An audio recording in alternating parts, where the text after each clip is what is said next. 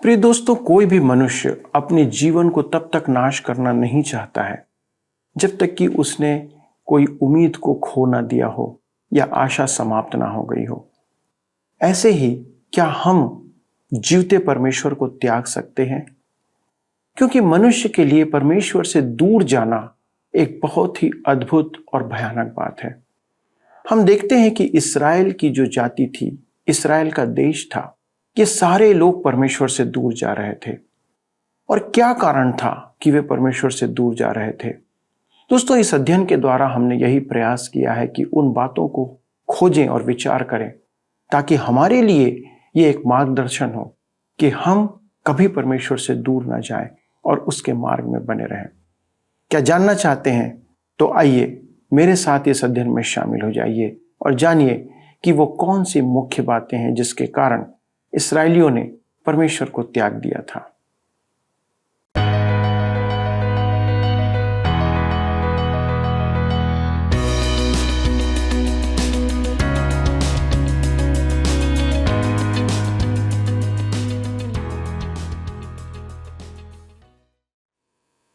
प्रिय मित्रों, नमस्कार। सत्यवचन बाइबल अध्ययन की इस श्रृंखला में आपका स्वागत है। आपकी उपस्थिति हमें बहुत उत्साहित करती है। मित्रों, पर यह जानने के लिए कि आप आज हमारे साथ उपस्थित हैं, मैं आपसे निवेदन करता हूं कि आप हमें फ़ोन या SMS के द्वारा सूचित करें और संपर्क करें। कृपया प्रसारण के बाद हमें इस कार्य को करें या सूचित करें। आपको स्मरण होगा कि हम यहेजकेल की पुस्तक से परमेश्वर द्वारा प्रदत्त भविष्यवाणियों को देख रहे हैं। आज हम आगे बढ़ते हुए 23वें अध्याय से वचन की शिक्षा ग्रहण करेंगे। दोस्तों, परमेश्वर उन्हें उदाहरण दे देकर, अर्थात इस्राएलियों को उदाहरण दे देकर समझा रहा था कि उनका जीवन सही नहीं है, पर वे सुनने को तैयार नहीं थे।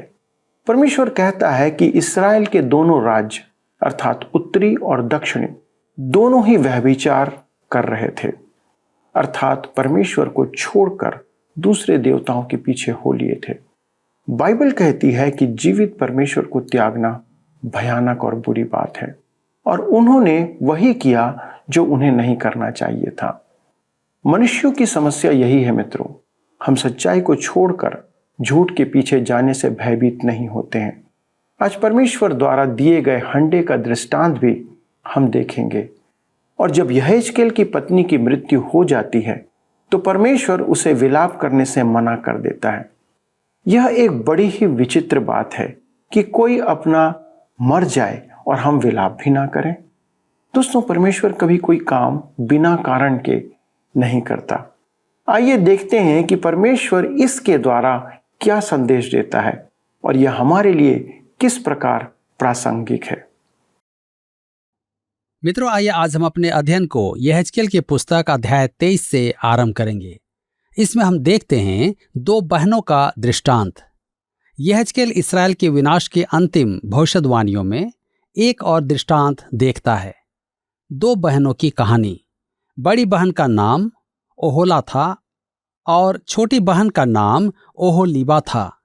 मेरे विचार में जब वह कहानी सुना रहा था तब वे हंसकर कहते होंगे, यह कहां से ऐसी कहानी उठा लाया है। तो आइए हम पढ़ते हैं यहेजकेल की पुस्तक 23 अध्याय उसके 1 पद। लिखा है, यहोवा का यह वचन मेरे पास पहुंचा।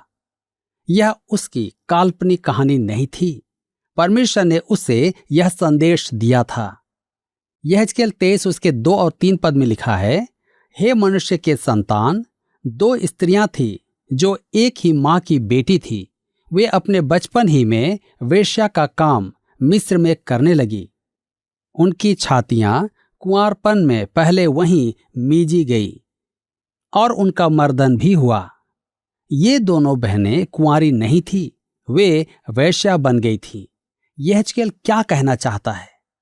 यहेजकेल 23 के 4 में लिखा है, उन लड़कियों में से बड़ी का नाम ओहोला और उसकी बहन का नाम ओहोलीबा था। वे मेरी हो गई और उनके पुत्र पुत्रियां उत्पन्न हुई। उनके नामों में से ओहोला तो शोम्रोन और ओहोलीबा यरूशलेम है। शोम्रोन अर्थात सामरिया ओहोला था। यह उत्तरी राज्य इस्राएल है और यरूशलेम अर्थात दक्षिण राज्य यहूदा ओहोलीबा है। ओहोलीबा का अर्थ है मेरा डेरा भीतर है। दक्षिण राज्य यहूदा की राजधानी यरूशलेम में सुलेमान निर्मित परमेश्वर का भवन था। उसका नक्शा मिलाप वाले तंबू के सदृश था जो परमेश्वर ने जंगल में मूसा पर प्रकट किया था। यह वह स्थान था जहां मनुष्य परमेश्वर के निकट आता था। यह कैसी अद्भुत बात है। ओहोला का अर्थ है उसका अपना डेरा। यारोबाम ने विद्रोह करके उत्तरी राज्य को अलग कर लिया था और अपनी प्रजा को यरूशलेम जाने से रोकने के लिए बेतेल और सामरिया में एक एक सोने का बछड़ा बनवाकर स्थापित कर दिया था। दक्षिण वासियों के लिए उनके ऊपर प्रतिमा आराधना के निमित्त परमेश्वर के दंड की चर्चा करना आसान था। परमेश्वर ने उन्हें इसका दंड भी दिया, परंतु वह दक्षिणी राज्य को भी दंड देगा, क्योंकि वे धर्म का स्वांग रच रहे थे। वे सोचते थे कि परमेश्वर के साथ उनके संबंध अच्छे हैं, परंतु वे पाप में लीन थे।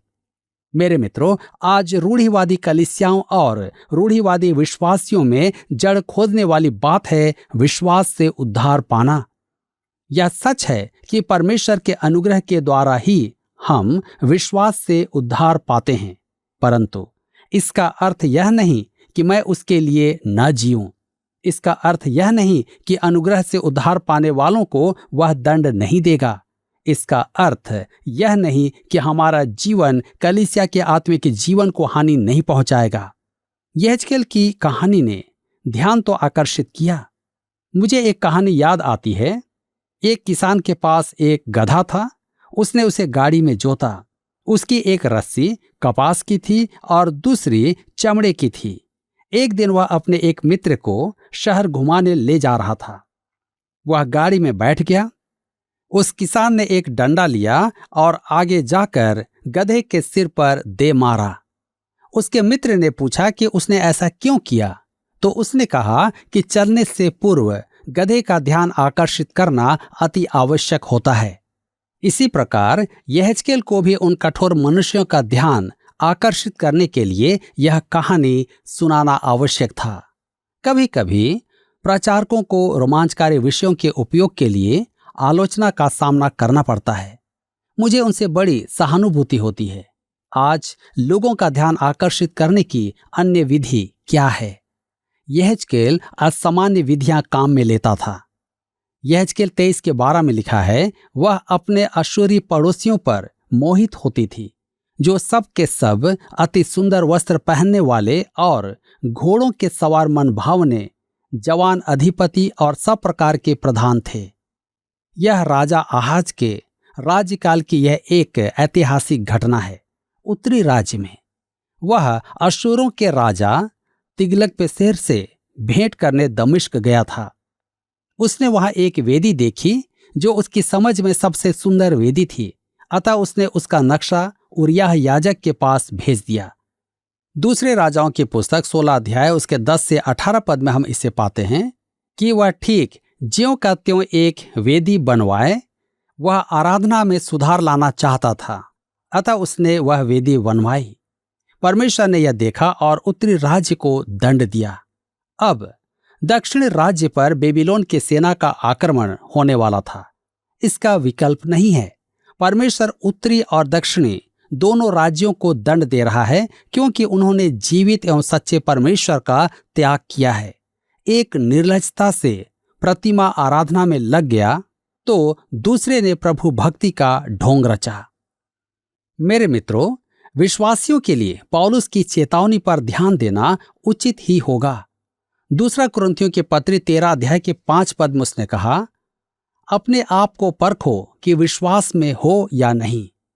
अब आप कहेंगे, क्या आप विश्वासी की सुरक्षा में विश्वास नहीं करते? जी हां, मैं विश्वास करता हूं और मैं पाखंडी विश्वासियों की असुरक्षा में भी विश्वास करता हूं। हमें स्वयं को देखना है। आप आराधना में क्या वास्तव में परमेश्वर की उपासना करते हैं? क्या आप मसीह के पास आते हैं? क्या आप वास्तव में उससे प्रेम करते हैं? उसे आपकी उपासना की आवश्यकता नहीं है जब तक कि आप स्वयं प्रेम न करें। यूहन्ना रचित सुसमाचार अध्याय 21 में उसने शमौन पतरस से पूछा था, क्या तू मुझसे प्रेम करता है? पतरस ने हाँ कहा। तो प्रभु ने उससे कहा, मेरी भेड़ों को चरा। प्रेम के बाद ही प्रभु ने उसे काम में लिया। यहां पर इसी के साथ अध्याय 23 समाप्त होता है और अब हम अपने अध्ययन को अध्याय 24 से जारी रखेंगे।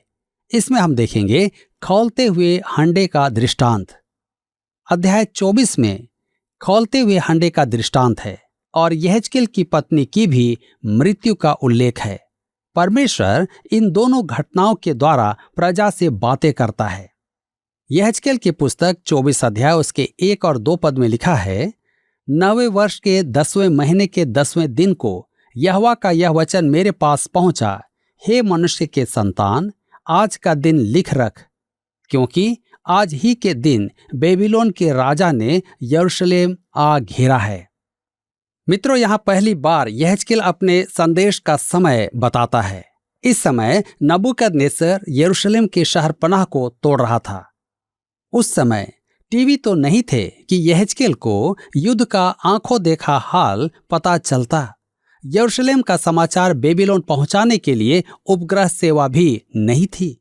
वह केवल परमेश्वर के प्रकाशन द्वारा ही संदेश प्राप्त करता था। एक मुक्त विचारक टीकाकार ने कहा, यह पद हमें दुविधा में डाल देता है कि यहेजकेल या तो मनगढ़ंत झूठ बोलता था या उसमें अंतर्दृष्टि थी। निश्चय ही उसमें अंतर्दृष्टि थी, परमेश्वर की दृष्टि थी, परंतु मुक्त विचार का व्यक्ति इसे ऐसा नहीं मानता। यहेजकेल 24 के 6 में आगे लिखा है, इसलिए प्रभु यहोवा यूं कहता है, हाय उस हत्यारी नगरी पर, हाय उस हंडे पर जिसका मोर्चा उसमें बना है और छूटा नहीं, उसमें से टुकड़ा टुकड़ा करके निकाल लो, उस पर चिट्ठी न डाली जाए। यहां फिर यरूशलेम को हत्यारा नगर कहा गया है। एक हंडा है और उसमें तलछट है। वह हंडा यरूशलेम है जिसमें वहां के नागरिक हैं। उनके पाप का प्रतीक वह तलछट है। कभी कभी हम सुनते हैं कि किसी को धरती का बोझ कहा जाता है। आप जानना चाहते हैं कि परमेश्वर क्या कहता है? परमेश्वर कहता है, ध्यान से सुने, हम सब एक ही हंडे में हैं। यरूशलेम रूपी हंडा आज आपके और मेरे लिए संसार रूपी हंडा है। जातिवाद से मैं ऊब चुका हूं। हम सब एक ही हंडे में हैं और हमारा पाप धरती का बोझ है। इससे अधिक कठोरता से और क्या कहा जाए। यहेजकेल 24 उसके 15 और 16 में लिखा है, यहोवा का यह भी वचन मेरे पास पहुंचा, हे मनुष्य के संतान, देख मैं तेरी आंखों की प्रिय को मारकर तेरे पास से ले लेने पर हूं, परंतु न तू रोना पीटना और न आंसू बहाना। यहेजकेल की पत्नी सुंदर थी और वे आपस में बहुत प्रेम रखते थे, परंतु बंधुआई में वह बीमार होकर मर गई। यहेजकेल का दुख अपार था, परंतु उसे अपना दुख प्रकट नहीं करना था। यहेजकेल 24 के 17 में लिखा है, लंबी सांसें ले तो ले, परंतु वे सुनाई न पड़े। मरे हुओं के लिए भी विलाप न करना, सिर पर पगड़ी बांधे और पांव में जूती पहने रहना, और न तो अपने होंठ को ढांपना, न शोक के योग्य रोटी खाना। परमेश्वर ने उससे कहा, विलाप नहीं करना, परंतु वे नहीं समझ पाए कि वह क्यों विलाप नहीं कर रहा था। उन्होंने यहेजकेल से पूछा कि वह विलाप नहीं कर रहा है, क्यों? ऐसा भी कोई पुरुष है जो पत्नी की मृत्यु पर विलाप न करे? यहेजकेल यह सब इसलिए कर रहा था कि प्रजा को परमेश्वर का संदेश इस्राएलियों को मिले। पद 24 इस संपूर्ण पुस्तक की कुंजी है। आइए पढ़ें यहेजकेल 24 अध्याय के 24 पद। लिखा है, इस रीति यहेजकेल तुम्हारे लिए चिन्ह ठहरेगा, जैसा उसने किया ठीक वैसा ही तुम भी करोगे। जब यह हो जाए तब तुम जान लोगे कि मैं परमेश्वर यहोवा हूं। उस समय यरूशलेम का विनाश हो रहा था और शीघ्र ही बेबीलोन में संदेश पहुंचा। 11वें वर्ष के 10वें महीने के 5वें दिन को एक व्यक्ति जो यरूशलेम से भागकर बच गया था, वह मेरे पास आकर कहने लगा, नगर ले लिया गया। यहेजकेल 33 के 24 पद में हम पाते हैं, उनके शिविर में ये भगोड़े आए, ये बुरी दशा में थे। वे कहने लगे, हम यरूशलेम से भाग कर आए हैं। ये झूठे भविष्यद्वक्ता गलत थे। वह नगर जलाकर नष्ट कर दिया गया है, मंदिर मलबे का ढेर हो गया है, पूरा शहर मलबा और राख हो गया है। यहेजकेल विलाप न करके ठीक ही करता था। विलाप न करने का कारण पद 27 में दिया गया है। तो आइए हम पढ़ें 24 अध्याय उसके 27 पद। लिखा है, उसी दिन तेरा मुंह खुलेगा और तू फिर चुप न रहेगा, परंतु उस बचे हुए के साथ बातें करेगा। सो तू इन लोगों के लिए चिन्ह ठहरेगा और ये जान लेंगे कि मैं यहोवा हूं। कहता है, और ये जान लेंगे कि मैं यहोवा हूं। यरूशलेम परमेश्वर का नगर था और मंदिर उसका भवन था। वे संसार में परमेश्वर के गवाह थे, परंतु वे चूक गए। परमेश्वर कहता है, मैं पृथ्वी पर से मेरे गवाह भी हटा दूंगा। मैं चाहता हूं कि तुम जान लो, यरूशलेम उजड़ चुका है। तुम्हारी शेष प्रजा भी बंधुआई में लाई जा रही है, परंतु रोने की आवश्यकता नहीं है। मेरे सामने चित्कार मारने की भी आवश्यकता नहीं है। मैंने यह किया है, मैं इसका उत्तरदायी हूं। मेरे मित्रों, प्रभु यीशु प्रकाशित वाक्य की पुस्तक में 7 में से प्रत्येक कलीसिया से कहता है, संसार में अपनी गवाही के प्रति सावधान रहना, या फिर मैं आकर तुम्हारे दीवट को हटा दूं। उन 7 कलीसियाओं के दीपदान हटा दिए गए थे। आज उनमें से एक भी कलीसिया नहीं है। यदि आप विश्वासी होकर परमेश्वर के लिए खड़े नहीं हो सकते, तो वह आपका दीपदान हटा देगा और आपकी ज्योति नहीं चमकेगी। मेरे मित्रों, यह एक कठोर संदेश था। आज के मीठे मीठे बोल वाला संदेश नहीं था। यहेजकेल परमेश्वर की ओर से बोलता था और बार बार कहता था, यहोवा का यह वचन मेरे पास पहुंचा। यदि आप इस पर विवाद चाहते हैं तो परमेश्वर से बात करें, परंतु स्मरण रखें, परमेश्वर सही है और हम ही हैं जो सदा गलत रहते हैं। इसी के साथ यहाँ पर 24 अध्याय समाप्त हुआ और अब हम अध्याय 25 में आते हैं। अन्य जातियों के विरुद्ध भविष्यवाणी, अम्मोनियों, मोआबियों, एदोमवासियों और पलिस्तियों के विरुद्ध भविष्यवाणी। अब एक नया भाग आरंभ होता है। अध्याय 25 से 32, इसमें इस्राएल के पड़ोसी राष्ट्रों के विरुद्ध भविष्यवाणियां हैं। ये सब जातियां आज पृथ्वी पर से विलोप हो चुकी हैं। उनके विषय की गई प्रत्येक भविष्यवाणी एक एक शब्द पूरी हुई है। अब तब यहेजकेल यरूशलेम और संपूर्ण देश के लिए भविष्यवाणी सुना रहा था, क्योंकि इस्राएल की संतान की अंतिम बंधुआई पूरी नहीं हुई थी। प्रजा झूठे भविष्यद्वक्ताओं की झूठी प्रेरणा और प्रोत्साहन के कारण अंत समय तक आशा का दुर्बल धागा पकड़े हुए थी। उन्हें झूठा ढांढस बंधाया जा रहा था कि परमेश्वर यरूशलेम और इस्राएल देश को नष्ट नहीं होने देगा। क्या यह संसार से संपर्क करने की परमेश्वर की विधि नहीं थी? यरूशलेम के उजड़ने का समाचार सुनकर वे आश्चर्यचकित हो गए थे। वे अवाक थे। यहेजकेल की भविष्यवाणी सच निकली। अब वह यरूशलेम के लिए भविष्यवाणी नहीं करेगा। वह इतिहास नहीं, भविष्यवाणी लिख रहा था। अब वह पड़ोसी राष्ट्रों का भविष्य सुनाता है। मेरे मित्रों, इस अध्याय में हमारे लिए एक महान शिक्षा है। परमेश्वर का नगर उजाड़ पड़ा है। मैं उस नगर में एक मनुष्य को खड़ा देखता हूं। उसका नाम यिर्मयाह है। उसकी आंखों से आंसू बह रहे हैं। उसका दिल दुख से भरा हुआ है। वह लगभग 500 वर्ष बाद आने वाला एक मनुष्य का चित्रण है। वह भी जैतून के पर्वत पर बैठकर यरूशलेम के दूसरे विनाश के लिए रोएगा, क्योंकि उन्होंने फिर जीवित एवं सच्चे परमेश्वर को त्याग दिया है। एक और भविष्यद्वक्ता है जो रोता नहीं है। आप जानते हैं क्यों? क्योंकि इसी समय उसकी पत्नी की मृत्यु हो गई है और धर्मशास्त्र से स्पष्ट है कि वह उससे बहुत प्रेम करता था। यह यहेजकेल है जिसे परमेश्वर का आदेश है कि वह विलाप न करे। बाहर से तो वह कठोर प्रतीत होता है। यिर्मयाह और यहेजकेल परमेश्वर के दो पक्ष प्रकट करते हैं।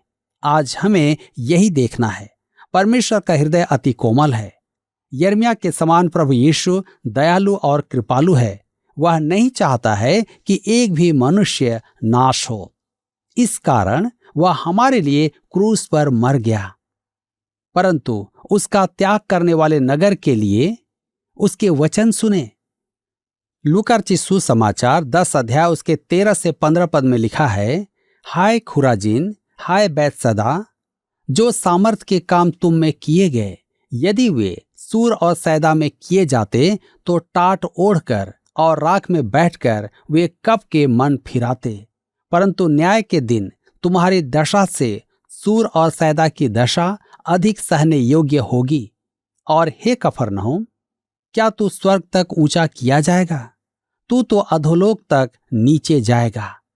यह नम्र यीशु की कठोर भाषा है। लूका रचित सुसमाचार 11 अध्याय उसके 43 और 44 पद में भी कठोर शब्दों का प्रयोग किया गया था। हे फरीसियों, तुम पर हाय, हाय तुम पर, क्योंकि तुम उन छिपी कब्रों के समान हो, जिन पर लोग चलते हैं परंतु नहीं जानते। प्रभु यीशु ने उन्हें ऐसी झिड़की दी कि आपके रोंगटे खड़े हो जाएं। परमेश्वर के दो पक्ष यहां प्रकट हैं और वह आज भी ऐसा ही है। हम यह सुन सुन कर कि परमेश्वर प्रेम है, उसके विषय एक भिन्न मानसिकता विकसित कर चुके हैं। यह सच ही है कि परमेश्वर प्रेम है, परंतु आप यह न भूलें कि परमेश्वर पवित्र है, वह धर्मी है और निश्चय ही दंड देगा। आप इस प्रेम की नैया में स्वर्ग नहीं जा रहे हैं। स्वर्ग जाने के लिए आपको यीशु में अपना विश्वास दृढ़ करना होगा। उसने आपके लिए अपना लहू बहाया और क्रूस की मृत्यु सहन की। इसके द्वारा ही आपको अनंत जीवन प्राप्त होगा और मसीह यीशु की धार्मिकता पहनाई जाएगी और आप उसमें पूर्ण एवं ग्रहण योग्य ठहरेंगे। मेरे मित्रों, यदि आप उसके उद्धार को अस्वीकार करेंगे तो आपको दंड की अपेक्षा और कुछ नहीं मिलेगा। परमेश्वर के प्रति हमारी जो विकृत मानसिकता है, उसके संबंध में मुझे एक न्यायाधीश का स्मरण आता है।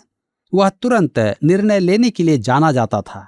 एक दिन उसके मित्र ने पूछा, आप तुरंत निर्णय लेते हैं, इसका राज क्या है? उसने कहा, मैं बताता हूं कि मैं क्या करता हूं। मैं प्रतिवादी की बात सुनकर निर्णय ले लेता हूं। उसका मित्र यह सुनकर चकित हुआ और उससे पूछा, क्या आप अभियोग पक्ष की बात नहीं सुनते हैं? उस न्यायाधीश ने कहा, पहले तो मैं सुनता था, परंतु उससे उलझन ही उत्पन्न होती है। इसी प्रकार अनेक लोग उलझन में पड़े परमेश्वर को केवल प्रेम समझते हैं, परंतु हम यह ना भूलें कि वह दंड भी देता है। जी हाँ, शायद यही कारण है कि यहेजकेल की पुस्तक अनेकों के लिए एक बंद पुस्तक है। मुक्त विचारक पासवान कहते हैं, यहेजकेल की पुस्तक को मैं समझ नहीं सकता। उनका कहना उचित ही है। यदि आप इसे पढ़ेंगे नहीं तो समझेंगे कैसे? यहाँ हमारे लिए एक असाधारण शिक्षा है जिससे हमें चूकना नहीं चाहिए। अब हम इस्राएल के पड़ोसी राष्ट्रों के दंड के विषय में अगले प्रसारण में देखेंगे। परमेश्वर आज के इस अध्ययन के द्वारा आप सबको बहुतायत से आशीष दे। मित्रों, हमने देखा कि परमेश्वर का आरोप था कि इस्राएल के दोनों राज्यों ने आरंभ से ही परमेश्वर को छोड़ दिया था। क्या आप कभी जानबूझकर जहर पीना चाहेंगे? शायद कभी नहीं। हम जीवते परमेश्वर को छोड़कर कैसे अन्यों के पीछे जा सकते हैं, जबकि इस्राएल के लोगों ने तो परमेश्वर के बड़े बड़े काम अपनी आंखों से देखे थे। परमेश्वर यहेजकेल से कहता है कि तू अपनी पत्नी की मृत्यु पर विलाप ना करना। दोस्तों, आप हमेशा याद रखिएगा कि जब परमेश्वर का दंड आता है तो हमें पता चल जाता है कि यह हमारे ही पापों का परिणाम है। उस वक्त हमें स्वयं पर ही क्रोध आएगा कि क्यों हमने ऐसा किया। आज संसार के लोगों की भी ऐसी ही दशा है जिसमें वे जी रहे हैं। एक दिन परमेश्वर का प्रकोप प्रकट होगा और तब सब लोगों को समझ आ जाएगा कि उन्होंने वह किया है जो उन्हें नहीं करना चाहिए था। दोस्तों, हम ऐसे समय में हस्तप्रद हो जाते हैं जैसे इस्राएल की दशा थी। मैंने पहले भी कहा था कि मनुष्य की सबसे बड़ी गलती है कि हम परमेश्वर को ना तो जानते हैं और ना उसे जानना चाहते हैं। हम इस संसार में यदि परमेश्वर और उसकी आज्ञाओं को ना जाने तो हमें उसके बाद कभी अवसर नहीं मिल पाएगा। हम इसी जीवन में अपना अनंत भविष्य तय कर सकते हैं।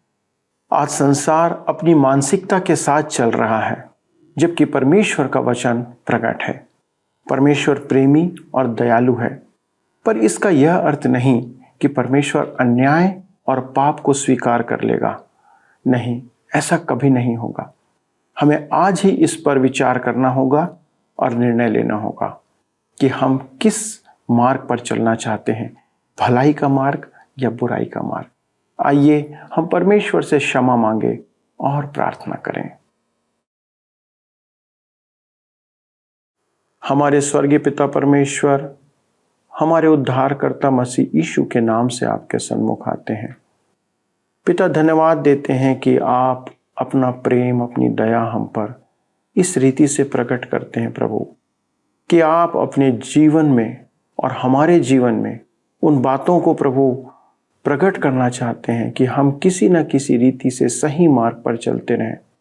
प्रभु, इस संसार में आज हमें केवल आपकी सामर्थ्य पर भरोसा है, और इसलिए हमारी विनती है पिता कि हमारे सारे दर्शकों पर अपना अनुग्रह बनाए रखें, जो आपसे प्रेम रखते हैं, जो आपके वचन से प्रेम रखते हैं।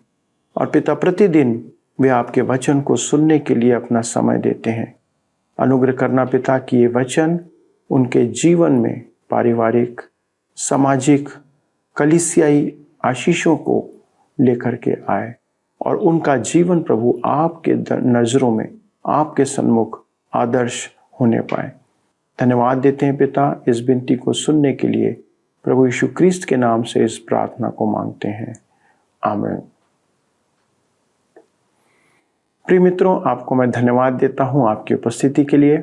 अगले प्रसारण में हम इस अध्ययन को आगे बढ़ाएंगे। तब तक परमेश्वर के अनुग्रह में बने रहिए और उससे प्रेम करते रहिए। परमेश्वर आप सबों को आशीष दे। आइए अब हम प्रश्नों को देखें। पिछले प्रश्न का उत्तर है ए, सिदकिय्याह। यहेजकेल अध्याय 21 के पद 25 में राजा सिदकिय्याह के लिए दुष्ट प्रधान कहा गया है। आज के अध्ययन पर आधारित प्रश्न है, कौन से दो भविष्यद्वक्ता परमेश्वर के पक्षों को प्रकट करते हैं?